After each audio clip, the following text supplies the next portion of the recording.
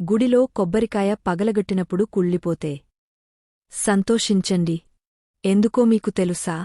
కొబ్బరికాయ ఎందుకు కొడతారంటే, ఆలయంలో కొబ్బరికాయను పగలగొట్టడం అంటే నాలోని చెడు గుణాలను నీ ముందు ఇలా పగలగొడుతున్నాని అర్థం. పూజలో లేదా ఆలయంలో కొబ్బరికాయ కొట్టడం వెనుక ఉన్న ప్రధాన ఆలోచన ఇదే. అదేవిధంగా 3 కళ్ళు శ్రీమహావిష్ణు, శివ, బ్రహ్మలను సూచిస్తాయని చెబుతారు. దేవుడికి కొబ్బరికాయ కొట్టేటప్పుడు అది కుళ్ళిపోతే మనస్సు వెంటనే చాలా ఆందోళన చెందుతుంది. ఏదైనా చెడు జరుగుతుందనే భయం కూడా ఉంటుంది.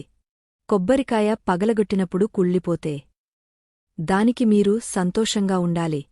ఎందుకంటే ఇలా జరగడం వలన మీనుంచి, మీ కుటుంబం సభ్యులనుంచి దుష్టశక్తులను, చెడు దృష్టిని తొలగస్తుందని అర్థమట. అదేవిధంగా పూజ సమయంలో కొట్టిన కొబ్బరికాయ కుళ్ళిపోతే దానికి అర్థం